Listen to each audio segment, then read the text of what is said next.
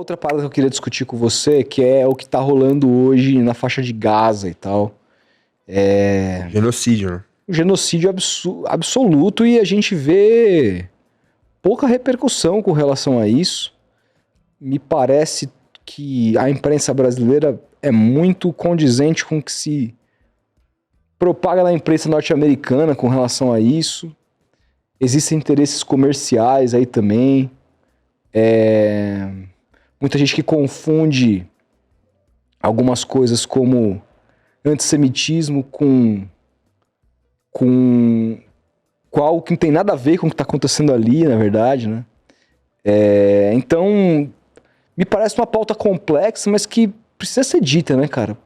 E a gente vê pessoas como, sei lá, o padre Fábio Lancelotti, Júlio Lancelotti falando sobre isso, né? Cara, mas aí o bicho elogiou o Lula. E o bicho... mas o bicho pegando, te liga o jornal e... não tem muito uma narrativa contra o tal.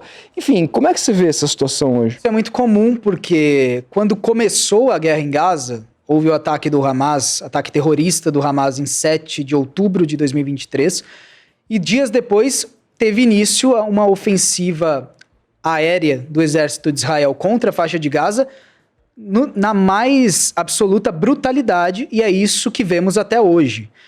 E as pessoas, via de regra, se anestesiam com o passar do tempo. Aquilo que causava terror nos primeiros dias dos ataques israelenses em Gaza deixou de fazer parte da primeira página dos jornais, deixou de fazer parte dos programas de televisão. E as pessoas, de certa forma, ficaram anestesiadas com isso, porque você passa a ver números. Morreram 20 pessoas em Gaza hoje num ataque israelense. Ok. O que isso significa de um... É mais ou menos o que aconteceu na pandemia, quando ia começar um jogo e dizia, olha, foi atualizado para não sei quantas mil. Sim. Chegou no momento que era só mais um, velho. Exatamente. Na cabeça das pessoas, claro. Exatamente. Não, e o então presidente fazia questão de difundir esse tipo de comportamento. Agora, é preciso entender também que o Brasil não tem um papel de destaque no xadrez geopolítico. O Brasil não tem condições de mediar, de fato, uma solução para um conflito como o de Gaza, para uma guerra como a da Ucrânia.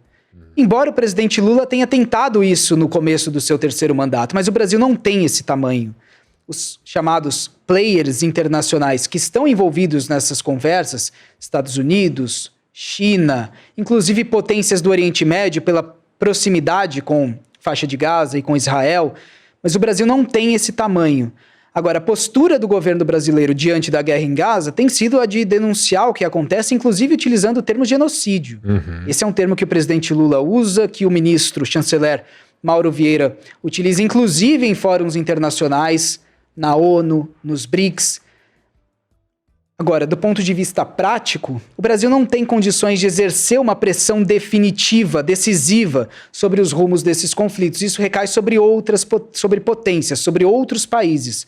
Agora, evidentemente, é importante que o Brasil se posicione, se manifeste sobre essas questões no plano internacional. E você acha que é tão pouco tocado no tema na imprensa? Você liga a Globo News, você não vê ninguém falando. Você vê na internet, assim, esses dias eu vi o Rodrigo do Dead Fish compartilhou um político israelense falando abertamente assim, cara, vamos matar crianças mesmo, se tiver na Palestina, nós vamos matar abertamente. Assim, cara, isso é um vídeo que era pra estar em todos os canais de TV, é uma parada muito relevante. Se você não vê, é um silêncio brutal, assim. Porque em dado momento, vamos imaginar o seguinte, daqui a pouco os ataques israelenses contra Gaza completam 2 anos. Em outubro completaremos 2 anos do início desses ataques. É muito difícil imaginar qualquer tema em uma TV brasileira, em um jornal, em uma revista, que dure 2 anos, permaneça em destaque por 2 anos. Isso não vai acontecer. Primeiro porque boa parte das pessoas para de olhar para aquilo com a atenção com que olhava no início. As pessoas se anestesiam diante dessas notícias. Os corpos em Gaza, que chamavam muita atenção no começo dos ataques israelenses, deixaram de chamar tanta atenção. Denunciar aquilo que acontece em Gaza passou a ser mais difícil. Porque quando aquilo deixa de fazer parte com destaque da imprensa, isso evidentemente torna a discussão mais fraca nas redes sociais, na sociedade em geral. Mas é difícil imaginar que por 2 anos isso permaneceria na primeira página dos jornais.